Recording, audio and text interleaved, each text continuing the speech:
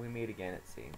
I have yet another exciting presentation for you to watch, and guess what this one's on? Emperor Claudius. Specifically, how and why did Claudius become the divine Claudius? And in this podcast, I will be answering this question to the best of my ability. So, on to Claudius. This guy, he was quite a good emperor during his reign, and he was deified because of it. However, the way in which he got to become emperor is an odd tale.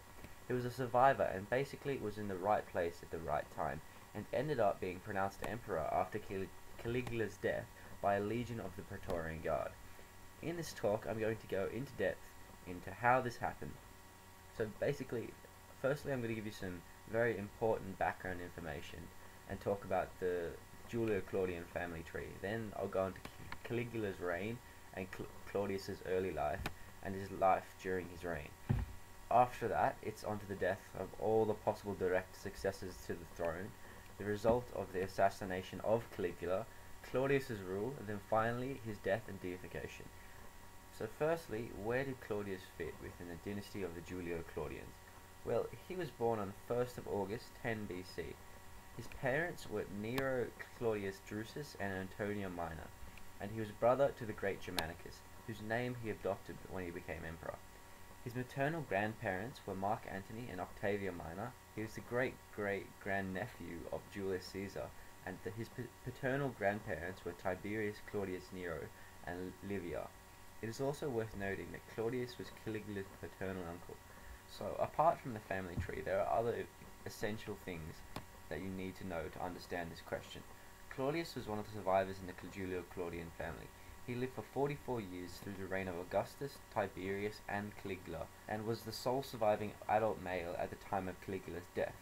Lastly, you should have some knowledge on the Praetorian Guard, as they were the ones who put Claudius on the throne.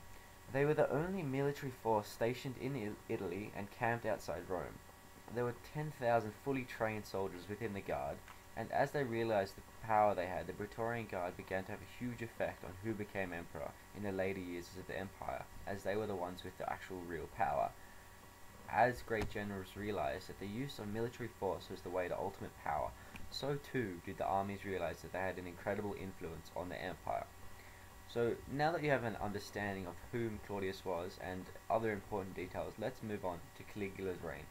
Caligula succeeded Tiberius as emperor, and from the beginning of his reign, it seemed that he would turn out to be, a great emperor. However, when he fell ill 7 months into his ruling, he recovered and he had changed and become mad.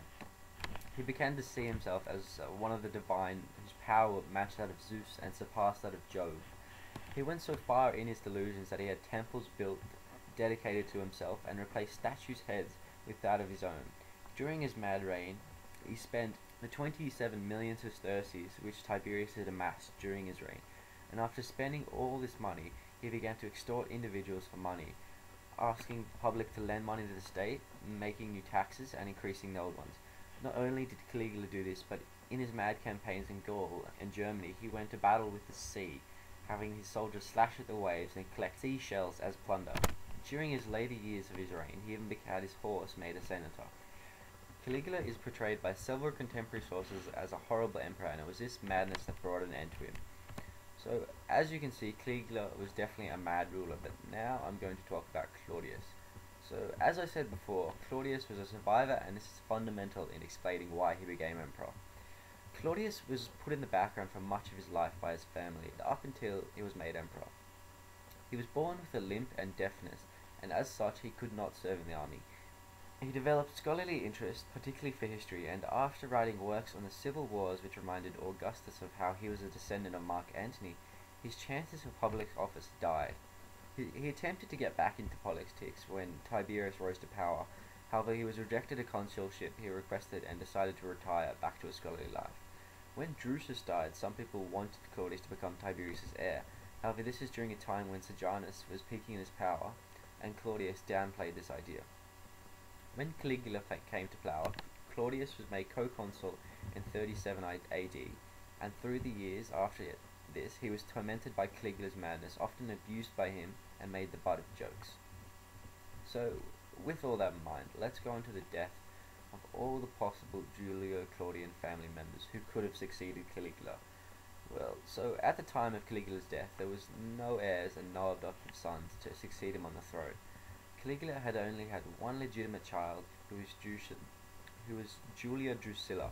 Even though he had adopted Tiberius Gemellus as his son earlier during his reign, the insane emperor had ordered him killed. Claudius was the only surviving adult male in the Julio-Claudian dynasty left on the day of his death. Other possible successors like Drusus, Nero, Caesar, and Germanicus had been alive in the years before and during Caligula's reign, however all of them had died.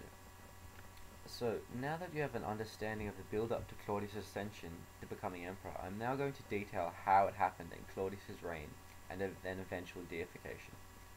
As I told you before, Caligula was a mad and horrific emperor. Towards the end of his reign, he had developed an incredibly bad relationship with the Senate, and plots had begun to be made against him. Cassius Caesar was a centurion of the Praetorian Guard, and he, in league with the Senate, planned an assassination for Caligula. On the 24th of January 41 AD, Caligula was murdered during the Palatine Games. The conspirators planned to restore the Republic, and in their plot they decided to kill Caligula's family as well.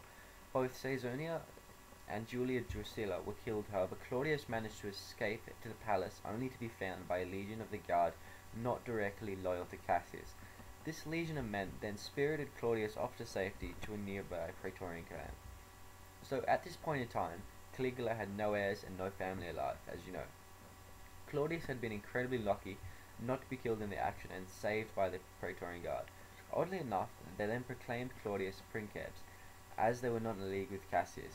It is quite possible that Claudius had planned his ascension, as afterwards he paid a large sum to the guard for helping him ascend to the throne. This was basically the ascension of Claudius to being the Roman emperor. He was very lucky not to have been killed during the action, and even more so during his entire lifetime. Somehow Claudius had survived and ended up being in the right place at the right time.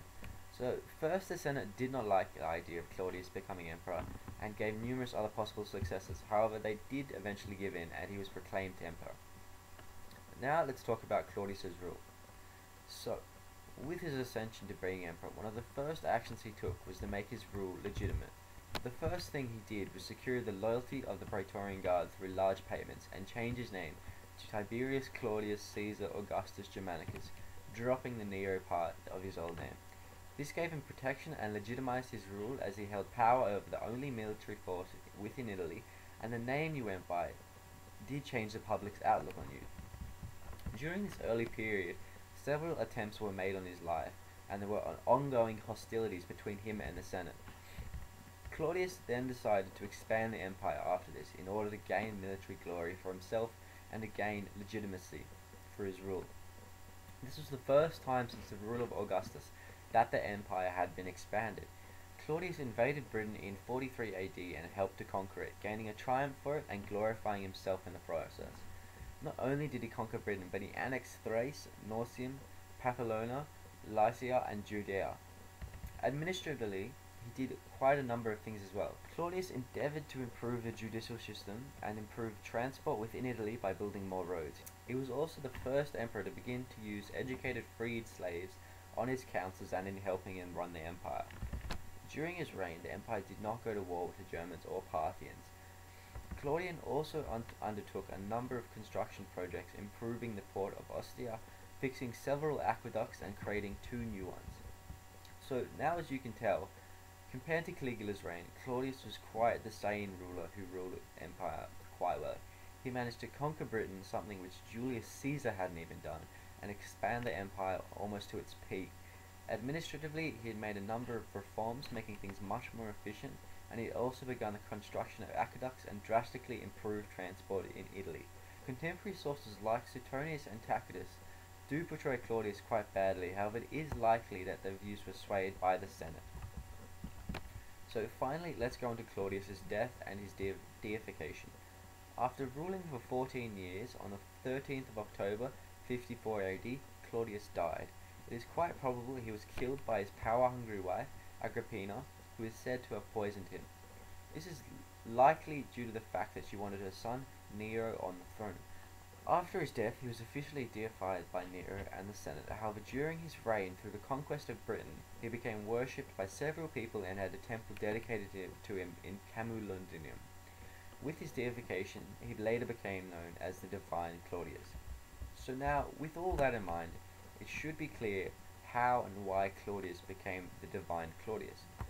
Due to the fact that he was put in the background by his family and regarded as a fool, he managed to survive up to the assassination of Caligula.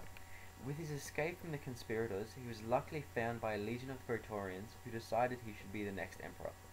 With this in his mind, Claudius took on being emperor to the best of his ability and managed to do quite a good job running an empire. Due to this, he became worshipped by the people in Britain and was deified officially by Nero and the Senate after his death. Thank you for listening to my speech.